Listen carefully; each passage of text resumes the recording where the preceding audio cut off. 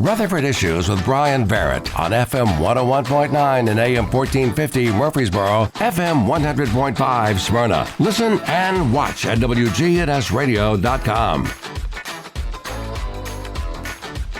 Rutherford Issues is powered by Middle Tennessee Electric. Accurate contact info helps MTE deliver critical updates right to your phone or email. So if you've moved, changed phone numbers, you're urged to log on to MTE.com and verify your information. A very handy tool from our friends at MTE. Well, we're talking about Murfreesboro City Schools here this morning, and it just seems like summer went by way too fast, and here we are, start of school, Miss Lisa Trail. It went by way too fast, that's for sure. Yeah. I don't know. I guess it's the older I get or whatnot, but it just seemed like there was no summer this year. Yeah, I think it goes back to that old saying, days are long and years are short. The older we get, the shorter it seems. I guess. Yeah, but it was a great summer. We had so many children in our schools. We had summer school all through the month of June. ESP had tons of camps and activities all through June and July, and then boom, we're back into it. So I think the reason it feels so short is because we really never close our buildings anymore. It's busy. Yeah. Well, and it's,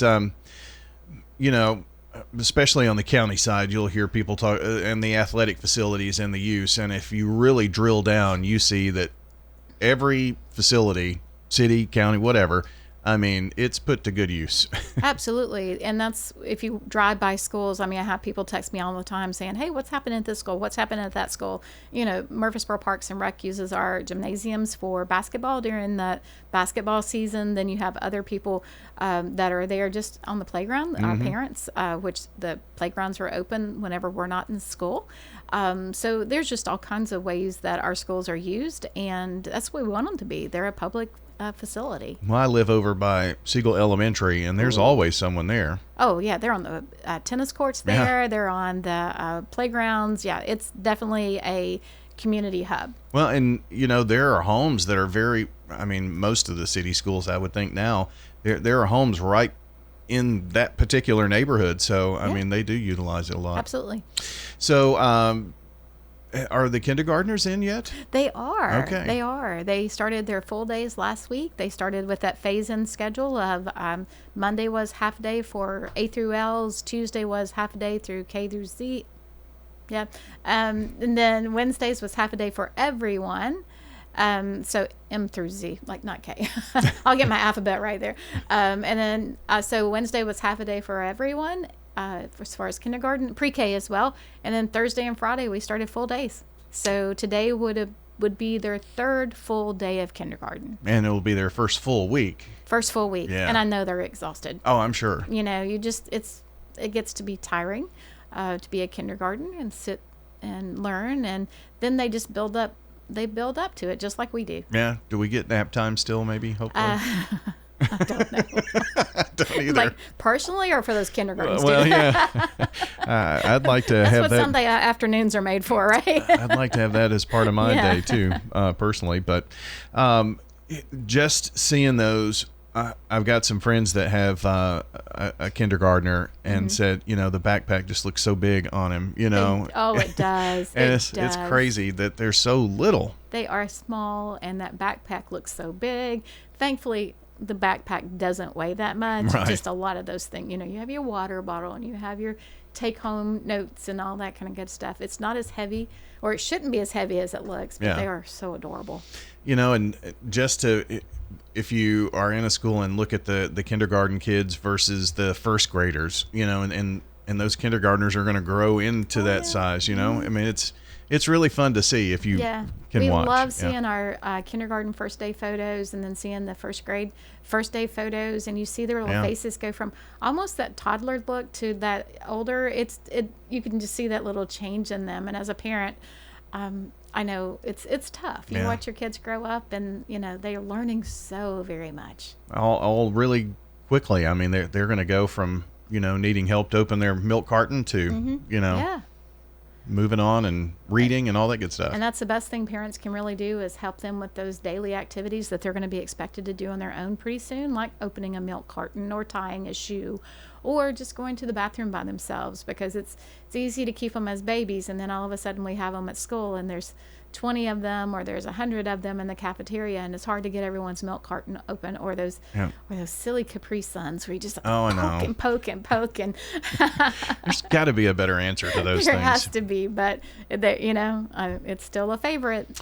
Yeah, well, I mean, just and like going to the potty, all that kind of thing. It's it's a big time for kids. So I'm glad everybody's in. You mentioned pre-K, and my kids years ago were one of the first ones to go through pre-K, and I think it really helped my kids, because they were both, well, one was born in July and the other in September, and so pre-K at 4 or almost 5 or 5 just really gave them that extra year to mature. I definitely can see a difference in a child that's coming from a pre-K or a Mother's Day out or whatever the program is into kindergarten versus one that's coming straight from home. Nothing wrong with either way. You choose for your family, but those pre-K students have learned a little bit more about how to sit in a chair for a few minutes and to follow directions and to be able to group play. So I love our pre-K program. You're talking about looking for little. Yeah. Oh, they look so tiny. Little. But our pre-K is in full swing. This will be their first full week as well. And they're just adorable. So when you think we have a bunch of toddlers, sometimes they look they're so little. Yeah. So pre-K, is that something that's offered at every school? I mean, how does that work? So pre-K, we have 3 different versions of pre-K. Okay. We have our voluntary pre-K, and that's on an economic basis or a needs basis. So maybe there's a child that has maybe something needs with speech, or there's different reasons that you could be a part of our pre-K program, and that is at 5 of our schools, and then at Case and Lane pre-K. And then we have integrated pre-K, and that's for our students who have some special needs. And so we have that with a peer model pre-K. It's very confusing when we talk about it. So peer models are those typical pre-Ks that go in with some children who need some extra help. And so there's 3 different types of pre-Ks. That's the reason it's so hard to talk about. So which pre-K program are you in? Are you a full day? Are you a half day? But if you're in it, if your child is in it, they know. I got you. Okay. Well, that model kind of sounds a lot like what Special Kids does. Absolutely. The peer program. So that is really good. So I didn't know all of that. So and I guess there's not per se a pre-K at every single school, or not how at it every works. school. It's really a capacity issue. We try to make sure that it's around our district, so it's not just at one side or the other of the district, but it's also a capacity. So if a school is at capacity, they probably won't have a pre-K. We look for those classrooms that are open and empty, that we can put pre-Ks in. Lisa Trail is with us, the communications director for Murfreesboro City Schools. I heard Dalton in the newscast a moment ago saying that about, and I only heard it in passing, a retired Murfreesboro City school bus is being utilized somehow. So Limbaugh Library, or Rutherford County Library System, took one of our older buses that was no longer able to be transporting kids, still working obviously, but not transporting children. And they have upcycled it, I guess, to a book bus. So we're really thrilled to be able to have those collaborations with the library system, as well as others like Read to Succeed. And there's so many great nonprofits and organizations in our community all about education, all about making sure that we're giving those things back to our community. So this was just a win-win for both of us. Yeah, that's awesome. So another bookmobile out there, or whatever they're going to call it. It'll be something special, I think. I'm sure. Yeah. Did want to say, this just kind of popped into my mind. I guess it was last Monday. I was at the Rutherford County Chamber and saw Dr. Duke, and I didn't realize he was the chair of the Child Advocacy Center, but nice job as they celebrated their big anniversary. Isn't that amazing? 25 years of serving our community. Kudos to them. Yeah. Where does he find the time to do all of these things? Oh, Dr. Duke, he just is everywhere. Yeah, that's he does true. a great job wherever he's serving, though. So he does serve as that chair for this year, and what a great year to serve, too. Yeah. Celebrating 25 years. It was a remarkable reception. They did a great job with that. I thought so too. It was just a neat event. The City Schools Foundation, let's talk a little bit about that, because I know that there are teachers that are reaping their rewards this year from things that maybe they applied for last year. But right. So maybe remind us what the City Schools Foundation does and how the money is used to get back in the classroom and help kids. So the City Schools Foundation has been operating for 15 years. We are a nonprofit organization comprised of community members, business leaders, some retired educators that really raise funds to go back into the classroom. Very, very specific. We have teacher grants that are open right now. So teachers are in the midst of applying for those grants, and we'll vote on those in late September and award them in October. We typically run about $60,000 to $80,000 in grants every year. And then we also do give back parity dollars. And parity is for those title schools that may need just a little bit of extra help. Maybe they're doing the same amount of fundraising, but not making as much money. That's a principal discretion kind of expense.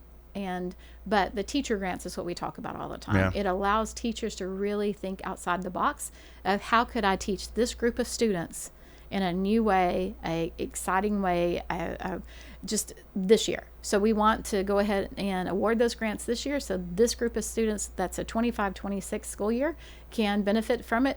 But like you said, most of those grants are not just annual grants. They just keep on going. And so the next year we'll get it, and the next year. So it's grants that just continuously give back to the children. We've done a lot of robots and robotics and osmonauts or whatever they're called, and there's just all kinds of great STEAM activities that we're able to fund that's not in a traditional classroom, or maybe not be funded through taxpayer dollars. So it allows teachers to kind of think outside the box. We do a lot of chickens, a lot of hatching of chickens. Wow. It seems like that's a kindergarten and sometimes first grade part of their curriculum and instruction. So it works really, really nicely with that. So we will help them with purchasing that incubator, the eggs and all of that, which is part of their curriculum. One grade level, and I can't think, it may be third grade, does a lot of owls. So they do the owl pellets and butterfly gardens. So everything kind of goes right back into the curriculum and instruction of that classroom, but it allows you to have those hands-on activities. Very cool. So the fundraisers that City Schools Foundation did last year are going to help to fund this year's grants. So the way our foundation works is whatever we raise this year goes next year. So we don't keep those reserve dollars. We're spending them. If we're going to raise it, we're going to put it right back in that classroom. And I have an amazing board that I work with. I'm just the liaison, but I am so amazed at every year. I think, oh, this is such a great board, and then we add new board members and I'm like, oh, this is even a better board. And so just so excited to have them, and the fact that they're willing to give back to our schools. And most of them don't have children in the public schools anymore. They're already aged out, so we're just thrilled to have them. And again, the grants, when you read them, amazing what our teachers are wanting and trying as far as new ideas for innovating those classrooms. So you've got a few things that are coming up for the foundation in the next few weeks and months. And so, again, this will be to help fund what comes around next year. Right. Yeah. Right. So right now, the grants that are being funded, like I said, the grants are open for teachers to apply for. We already have our bucket of money to fund this grants, and then we'll just keep on that cycle.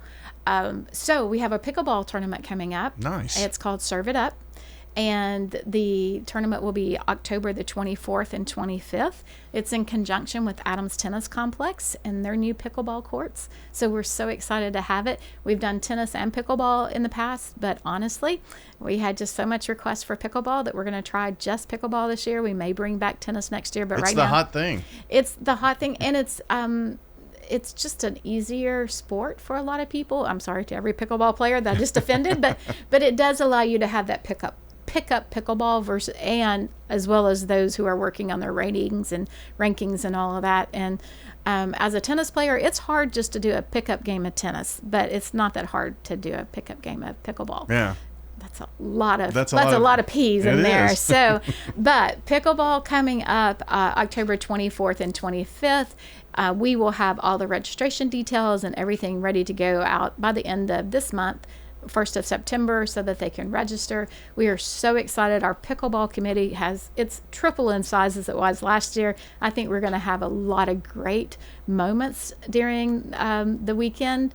And we also have a rain plan. So, we've got both. We're going to be outdoors, but if it rains, we have an indoor plan as well. It's not inside the Adams Tennis Complex, so don't, again, walking my fine line there with my tennis friends. So, but we are so excited. And again, having these business leaders come and just support our public schools is just tremendous. So, information about this, is it on the website somewhere? It will be out. We have our pickleball meeting on Wednesday to finalize all the details, other than the dates, and that will be sent to you on Friday. Okay, so awesome. You should have everything for the website and your calendar here at WGNS, and we'll have it out on ours as well. Perfect. So now, if you want to be a sponsor, just give me a call, because I've got that information. Okay, sponsorships. That's a good thing to know as well. And again, all of the funds raised will go to the City Schools Foundation to help fund many of the things that we've talked about here this morning, and taking advantage of the fire of pickleball. So yeah, absolutely. That'll be good. Anything else before we get away? No, thank you for letting me come on and talk about our schools. Absolutely. It's a great time, and glad the school year has gotten off to just a really smooth start. It just gets better and better. It seems smooth. It is our first full week with everybody in the buildings. Yeah. So this is the way, and then we have, I guess, Labor Day coming up in a few weeks. Of course. Yeah, and that always. We'll be ready for that. Our teachers would be ready for that. I would imagine so.